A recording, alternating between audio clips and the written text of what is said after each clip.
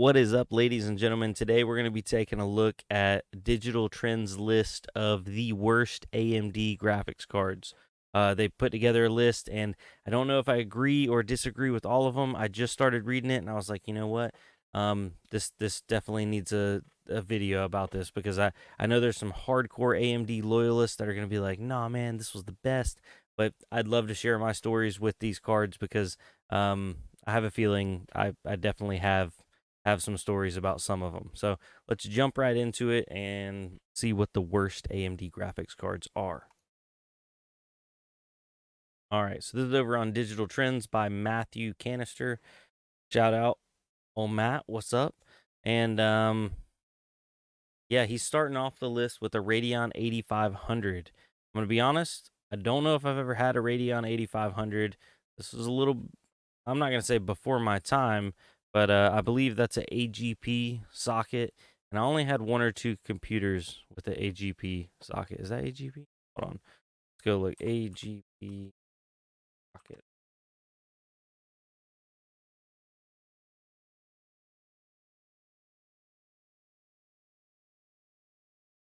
Accelerated graphics port.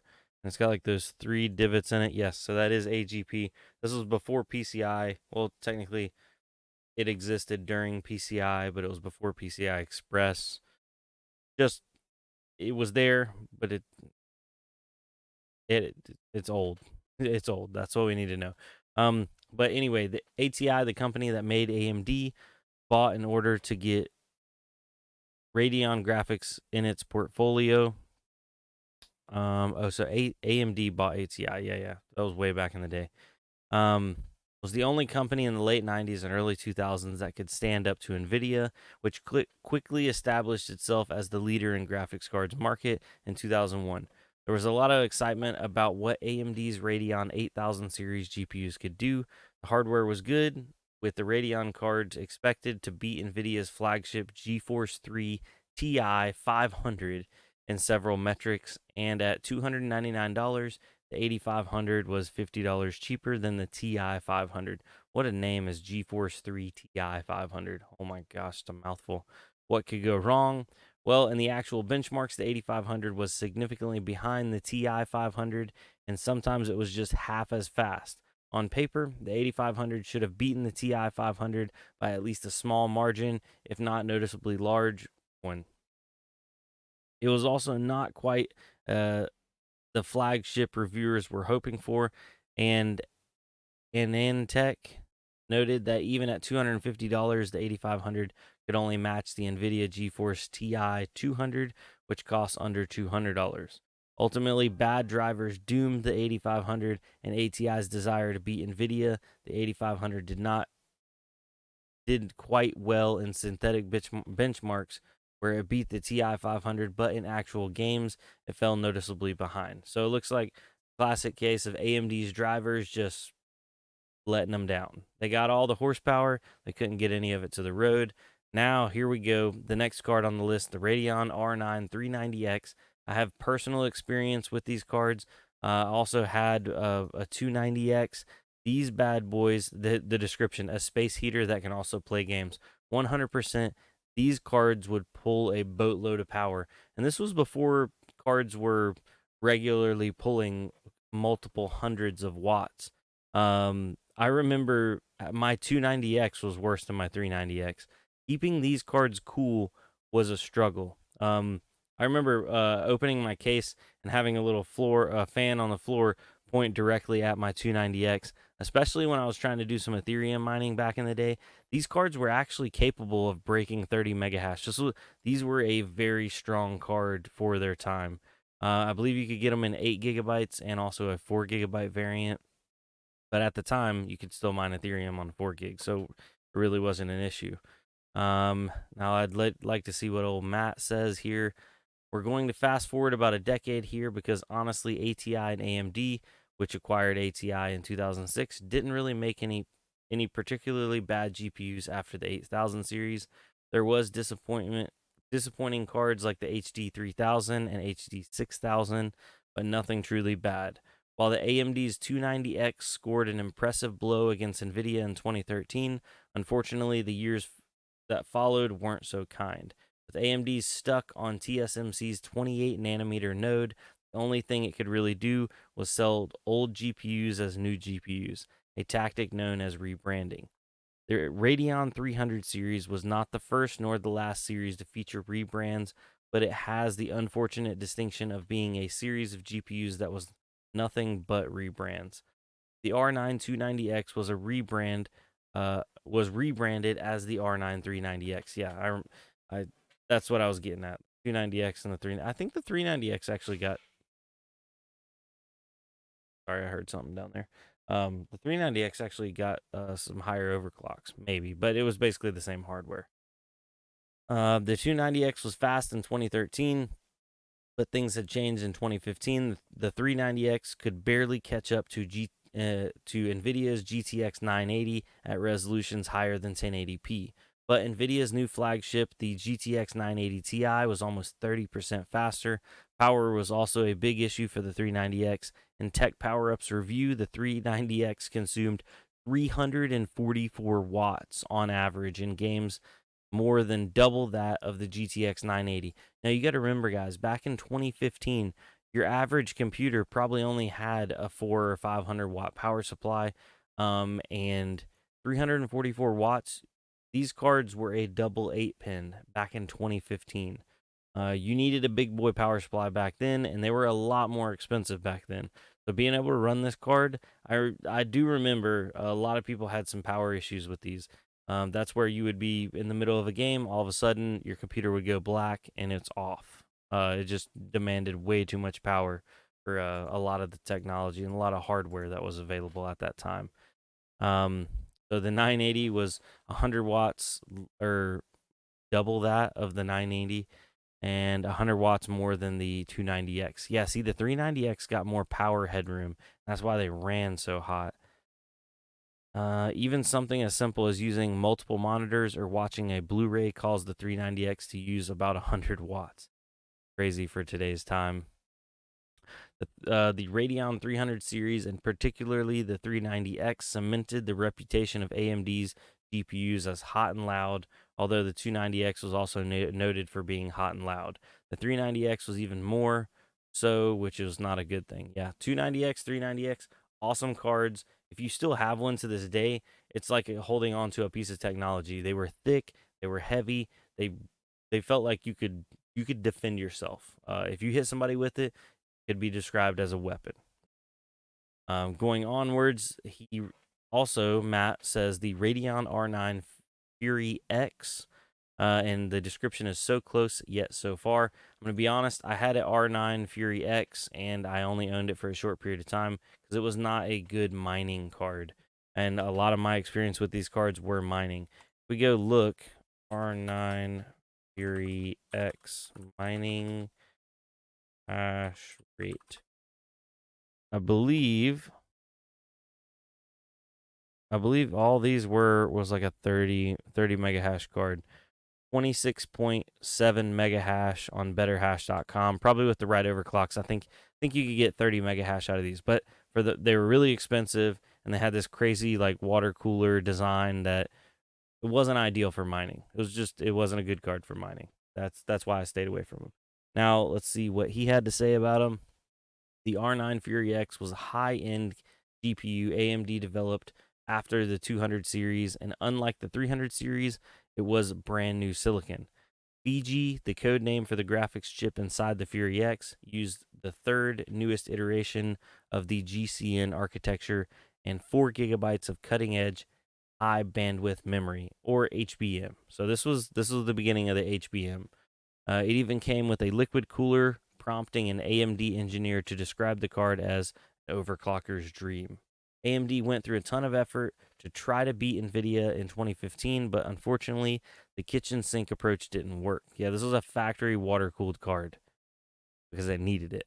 Yeah, so AMD was faced with trying to dethrone NVIDIA's GTX Titan X, a top-end prosumer card that retailed at $999. Even though the Fury X was slower than the Titan X by a small margin, it was also $350 cheaper. Still an expensive card, mind you. Had everything gone according to plan, AMD could have positioned the Fury X as a viable alternative for gamers who wanted high-end performance for less and without all the extra compute features they didn't want. But the Titan X wasn't NVIDIA's only high-end card at the time.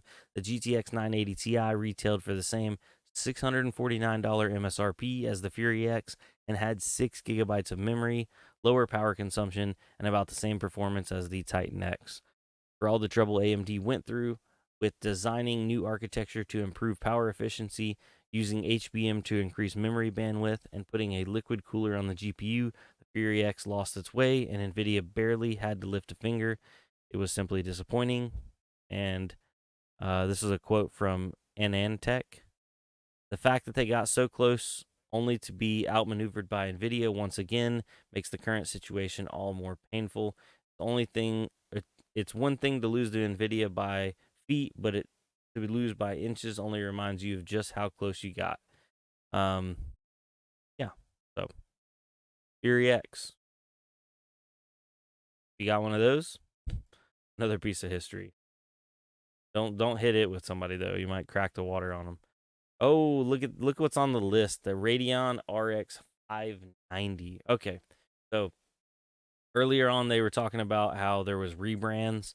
The RX 590, was it technically a rebrand? No, but was it at the same time, the same old silicon just with a little bit of revamp? I'm not gonna say rebrand, but a revamp. 100%. 580 or the 590 was just a big boy 580. But you didn't gain a lot. It's still mined about the same. It gamed about the same. These came out at the tail end of the 500 series Radeons, and I'm gonna be honest, nobody bought them. Like, this is one of those things that's like, buying this. Like really, who's buying these? Now, a lot of people did get some really good like deals on them, and these were kind of like, if you were building a budget system, you could throw a 580, 590, 570 in it. But I don't know why you would go for the 590 because a lot of times they came with the bigger coolers and demanded a higher MSRP. Like, who's buying this? But let's see what they had to say.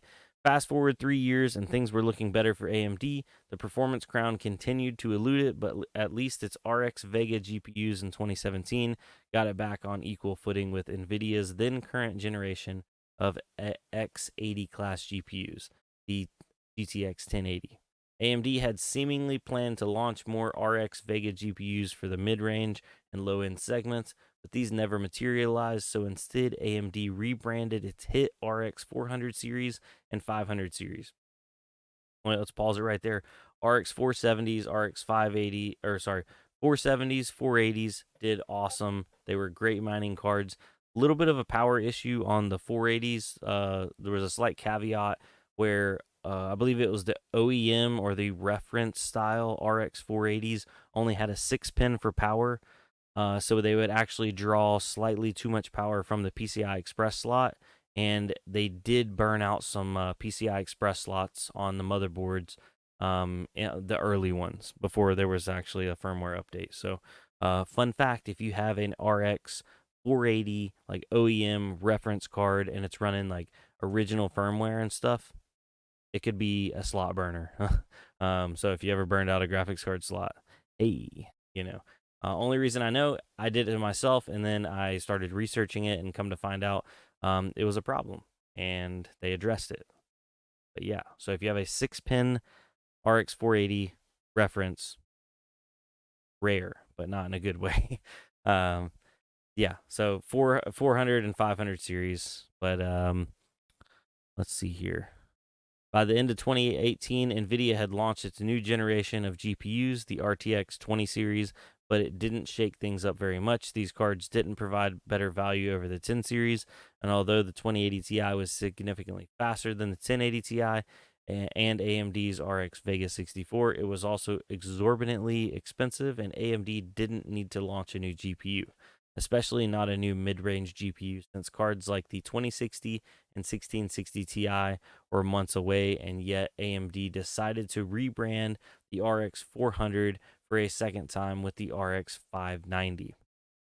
The official Ryzen Datiri, I don't even know how to spell that or pronounce it, but I guess the RX 590 was that AMD didn't like there being such a large performance gap between the 580 and the Vega 56. So it launched the 590 to fill that gap in.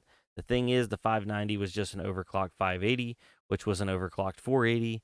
Just adding clock speed didn't really do much for the RX 590 in our review. So far, not off to a good start. In order to reach these ever increasing clock speeds, the power needed to come up too, and the RX 590 ended up being rated for 225 watts. That's 75 watts above the original 480, and the Vega 56 actually consumed less power at 210 watts, which made it extremely efficient by comparison. Vega even hit a bit of a reputation for being hot and loud, but at least it wasn't the 590. Yeah, so the 590 was coming with the bigger coolers. You paid more money, and you could essentially do the same thing with a 580 with an overclock, maybe even better, honestly. Save that money. Oh man. Continuing on down the list, the Radeon VII, a fittingly terrible name for a bad GPU. I'm gonna be honest. When these launched, these were bad Mammer Jammer cards. Like I had at one time 4 or 5 of them. I loved these cards, absolutely loved them until I had one break. Um, the memory controllers. If my memory serves me correctly, the memory controllers were basically a hot dumpster fire soldered onto the board. These had the HBM, the high bandwidth memory, and the memory controllers just got hammered and they would die. And when that happens, the card was nil and dead. Now, they did actually pick up the stick and they fixed a lot of cards for a lot of people. They warrantied them out.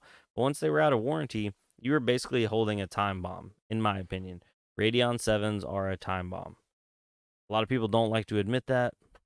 If you have a Radeon 7 and it's still running today,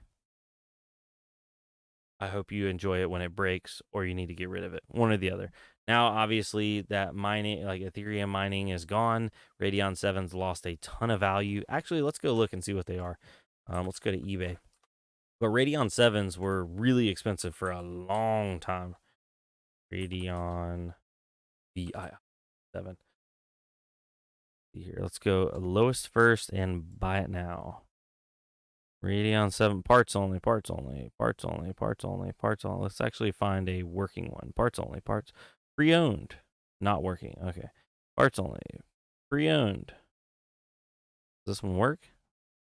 $347. Tested, working flawlessly. Wow, gosh, that is cheap right there. $350. These cards were capable, and I saw them do anywhere from 90 to 100 mega hash. People were getting them in that range, and these cards were selling upwards of $2,000 for a good amount of time. And then they held the anywhere from $1,200 to $1,500 for a hot minute.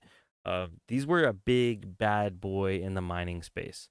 I remember having my 4-card Radeon 7 rig, and it was chugging away at like 390 mega hash, and I was just loving it at the time. Like it was a great card. But I had one die. I sent it off for RMA. That took like 3 months. In the process, I thought I was never gonna get that card back, so I sold off the other ones because it wasn't worth it for me to hold on to those and mine on them, and then they potentially die. I sold those off, and I got NVIDIA cards. Yes, they were less hash density, so I had to have more cards, and which means more motherboards, more risers, more everything. But I didn't have the risk. That's like you don't hear about like 1660 supers just dying. Like they don't really die. They just mine forever or they just run forever. Same with 1070s, 2070s, 2060 supers, 2070 supers, like 1060s. These are like bulletproof cards. Heck, even 570s, 580s, 470s, they're bulletproof compared to a Radeon 7. Radeon 7 is like they were destined to fail. Whatever they used in building these things, destined to fail. Now let's see what the article actually says about them. It says, although the RX 590 was basically looking for a problem to solve, AMD did not have a real issue with the RTX 2080, which was much faster than anything AMD had for quite some margin. Enter the Radeon VII, a graphics card you probably forgot even existed. It wasn't strictly new, with AMD instead taking a data center GPU, the Radeon Instinct MI50, and cutting it down to gaming specs. AMD halved the memory from 32 gigabytes to 16 gigabytes, reduced the FP64 performance, which is useful for scientific stuff, and reduced the PCI speed from 4.0 to 3.0. While this card would have gone up against the fully formed RTX 2080, that prospect didn't seem so bad at the time, although the 2080 had cutting edge ray tracing and AI powered resolution upscaling. These features were also in the infancy and not particularly important at the time, and nobody cared about ray tracing back then. I mean, does anybody care about it now? I mean, some people do. It ain't when it first came out, nobody cared about it, and nobody really implemented it. It just took time. So it didn't hurt AMD. Um, Although AMD claimed it could go toe to toe with the 2080 and thus priced the Radeon VII at the same $699, the reviewers disagreed. TechSpot found that the 7 could barely catch up to the 2080, being 4% slower on average at 1440p. It couldn't even convincingly beat the 1080 Ti, which was using 3-year-old technology at that point. This was despite the 7's massive advantage in process, 7 nanometer versus 12 or 16 nanometer, the memory bandwidth, and the memory size. The 7 was 20% or so faster than the Vega 64 for the same power consumption. That was nearly but that wasn't nearly impressive enough to justify its own existence. To make matters worse, my words escape me. Um, to make matters worse for AMD, the Radeon 7 was probably being sold at a loss, as a 7 nanometer GPU with 16 gigabytes of HBM2 was surely not cheap to produce back in 2018 and 2019. To be a loser in performance value and efficiency is one thing, but to be all that and not even turn a profit is sad. The cherry on top is when AMD's RX 5000 GPU launched just a few months later. The new RX 5700 XT had about 90% of the performance of the Radeon 7 for half of the price, making it obsolete before it even got going. Okay, so it had 90% of the gaming performance, but it only had 50% of the mining performance. So miners still loved these cards even after the 5700 XT. In hindsight, it's hard to see why AMD ever wanted the 7 to exist. The company only had to wait a few more months to launch a GPU that could actually turn a profit while having superior value and efficiency. It also wasn't particularly interesting to prosumers due to its reduced FP64 performance. The existence of the Radeon 7 is almost as baffling as its name. Bam, bam, thank you, ma'am. Going further down, we have the RX 6500 XT, and it says nobody asked for this. And I'm going to be honest, guys, I've only had, I think it's been one 6500 XT, and I promptly got rid of it. I got it and got rid of it. It was kind of one of those things. I did a video on it, and I was like, I am not holding on to this dumpster fire. Now, the article says budget entry level GPUs have becoming increasingly rare in recent years, with NVIDIA and AMD failing to really deliver. Finally, in early 2022, AMD launched some of the brand new budget GPUs from its RX 6000 series, 6500 XT for $199 and the RX 6400 for $159. Pricing was certainly reminiscent of the 480 and 470, which came in at similar prices, but the performance was also reminiscent of the 480 and 470, by which I mean the performance was almost identical to the old ones for the same price in the 6 years since the 400 or the 470 and 480 debuted. So 6 years, same price. The only thing they're really gaining is efficiency. They didn't gain any performance. See where there's an issue here. The 6500 XT and the 6400 were never meant to be desktop GPUs, or at least they weren't really designed for desktops. Instead, they were laptop GPUs soldered to a card so that they could be used for desktops.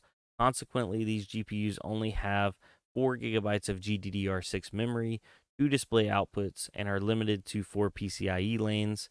These GPUs are pretty efficient, but that's not important for desktops, and the locked clock speed of the RX 6400 is extremely disappointing.